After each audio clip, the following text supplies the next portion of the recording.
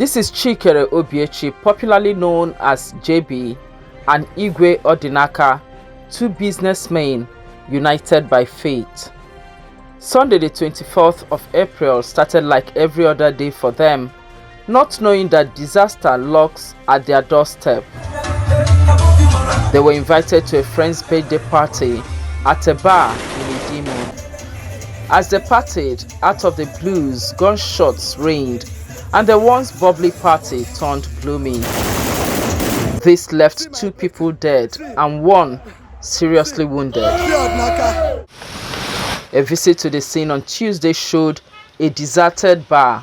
We are here at Computer Village. We are trying to get to speak with the management of this market to find out what they intend to do about this sad incident. At Computer Village, where the 2 felled by the bullets had shops, a representative of the market, while taking us round, described their death as unfortunate. They are very nice people. Mr.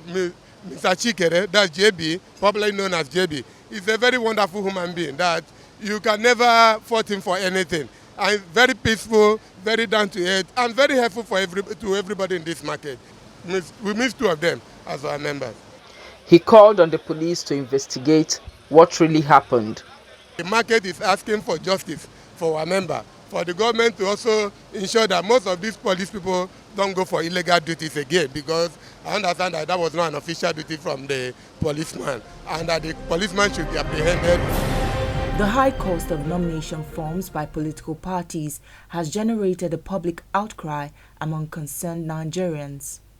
They are worried the high cost of expression of interest and nomination forms may foreclose the aspiration of some presidential aspirants and limit it to a contest between politicians with deep pockets.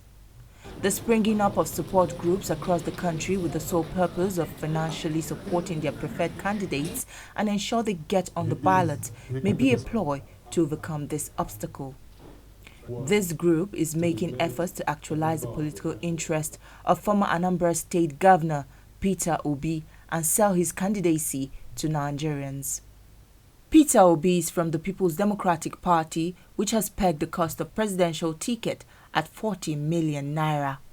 Fundraising for a man to become the president of Nigeria. It has not been done in Nigeria. Normally what you have is people with deep pockets saying they want to become the president.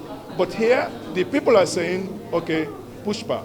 We want to crowdfund. We want to push a man of impeccable integrity where we think is going to be the best person to lead Nigeria come 2023. There is no one that can come one-on-one and beat Peter Obi in the primaries, except if otherwise use other shenanigans by the politician. But through fair play, definitely Peter Obi is going to win the primaries and win the general election.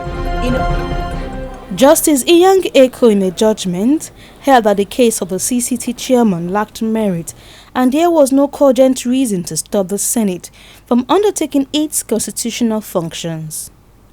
He sought the interpretation of Section 88 and 89 of the Constitution by the court and for the court to give him protection or refuge. But the court insists that the public officer administering law relating to conduct for public officers, Mr. Maro has no reason to institute the suit, stopping the Senate from investigating a public petition seeking justice on moral standards.